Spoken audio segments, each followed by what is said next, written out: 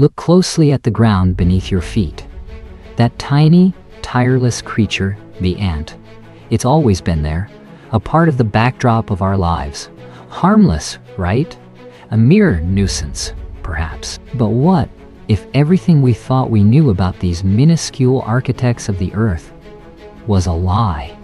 What if right now, in the unseen crevices of our world, a silent, unspeakably brutal war is raging, a conflict on a scale so vast, so utterly relentless, that it's wiping out billions, not just of their own kind, but impacting every corner of our fragile ecosystem.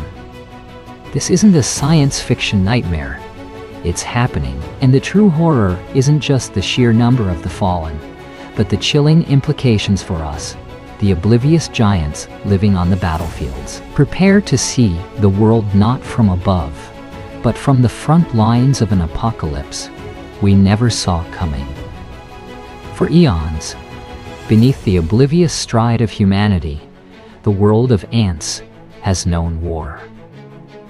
Not mere squabbles, but brutal, organized campaigns of chemical assault and mandible-to-mandible combat, shaping ecosystems from rainforests to desert. These ancient conflicts, while savage, were historically localized, bound by unseen ecological checks and balances.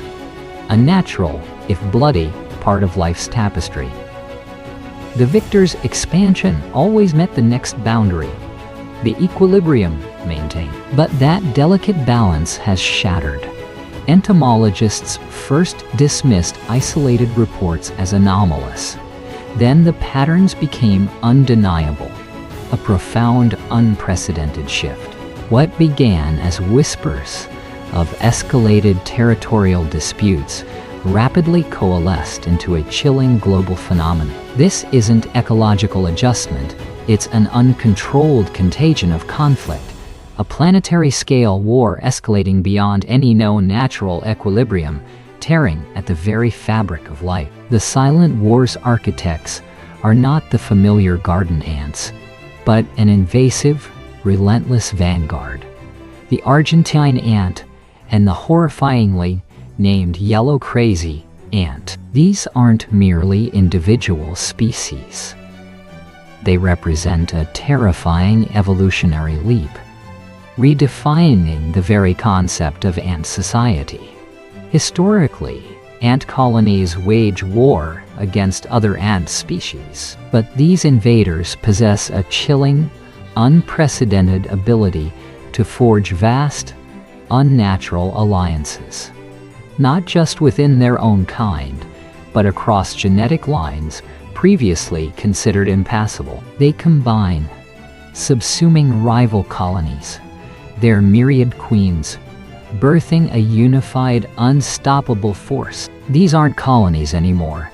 They are super colonies, monolithic entities with no internal aggression, sprawling across vast territories, now stretching to span entire continents. This unprecedented unity unleashes an ecological weapon of unimaginable power. The true horror wasn't just the skirmishes in the backyard, but the continental-scale warfare unfolding. Gigantic supercolonies, seamless empires spanning vast territories, launched campaigns of extermination. Their targets, every native ant species, every ground-dwelling invertebrate that competed for resources or space. Tactics were brutally efficient, overwhelming numerical superiority, coordinated chemical assaults, and relentless attrition. The battlefields unseen by human eyes witnessed casualties in the billions. Tiny warriors dismembered, nests obliterate. Where these conquering hordes settled, life retreated. The vibrant, teeming microcosmos beneath our feet transformed into sterile, ecological deserts, silent monuments to a war that decimated entire foundational layers of our planet's biodiversity. The unseen war's first victims were legion. Native insect populations, annihilated by the alien ant legions. The ecological void they left was immediate and catastrophic. With pollinators decimated, the intricate dance of flora and fauna faltered. Vast botanical landscapes began to wither, unfertilized. Below ground, the soil itself suffered, its crucial aeration and nutrient cycles disrupted by the absence of its indigenous microfauna. The ripple effect surged through the food web. Birds, reptiles, and amphibians, once thriving, now faced starvation, their primary sustenance gone. This wasn't merely a localized tragedy. It was a rapidly accelerating global biodiversity collapse, a silent, relentless culling of life itself, orchestrated by the smallest, most brutal warrior, Dr. Iris Thorne. His brow perpetually furrowed beneath the relentless glare of the Sahara, was among the first. His remote entomological station, designed for studying desert ant colonies, became ground zero for an unfolding horror. Miles away, deep within the humid embrace of the Amazon, Professor Lena Petrova, meticulously cataloging insect biomass, witnessed similar, inexplicable decimation. Their initial dispatches, filled with cautious scientific language, spoke of anomalous population crashes. Disbelief, a natural shield against the truly unimaginable, slowly cracked as satellite imagery and corroborating reports from disparate corners of the globe painted a single horrifying picture. Not isolated incidents, but vast, moving fronts of extermination. The race began, a frantic, desperate scramble to decode the ancient, primal drivers of this entomological blitzkrieg, and somehow to compel an oblivious human world to acknowledge the apocalypse raging beneath their very feet. We built the roads, carved shipping lanes through oceans, and interconnected the globe with an intricate web of trade.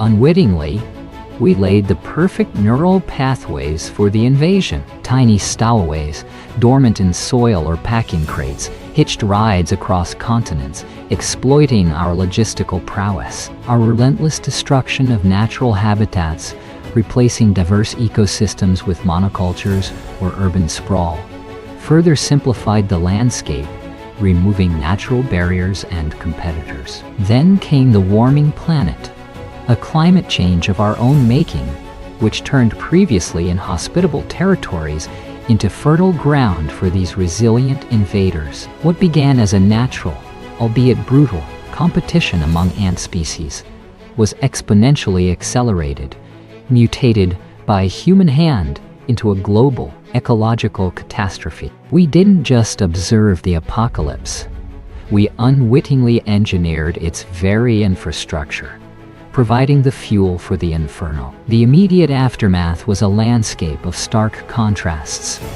Vast tracts of silent earth, where once bustling ant cities thrived, now eerily still, alongside pockets of unnerving resurgence. Humanity, reeling, deployed hastily, conceived biodrones and sonic deterrents, desperate attempts to mitigate the wider ecological collapse already in motion.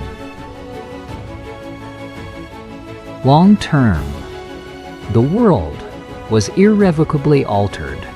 New, grotesque fungal blooms consumed the ant detritus, altering soil composition. More alarmingly, observations confirmed the emergence of resistant ant species, larger, more aggressive, exhibiting unprecedented immunity to the very pathogens that had culled billions. The scientific community splintered. To intervene further, to engineer a new balance, carried the terrifying risk of accelerating a species-wide extinction event. Or should humanity simply observe, trusting a scarred Earth to forge its own brutal, unpredictable path to a new equilibrium? The question hung heavy, unanswered, as the ground shifted beneath our feet once more. The dust settles, or perhaps it merely shifts, carrying the infinitesimal remains of billions. The ant apocalypse, a war waged beneath our notice, ends not with a bang, but with a stark, silent lesson. We, the giants, watched a genocide unfold on a microscopic scale, a brutal testament to the intricate, terrifying interconnectedness of all life. Every vanished colony, every altered pheromone trail, ripples through the global ecosystem, a tremor in the very foundations of our existence. This isn't just their story. It's our own chilling reflection. For if we, with our dominion, fail to comprehend these unseen battles, to protect these fragile, vital systems, then the true apocalypse will not be fought by ants, but borne by a humanity too blind to see the wars raging beneath its feet, until the ground itself gives way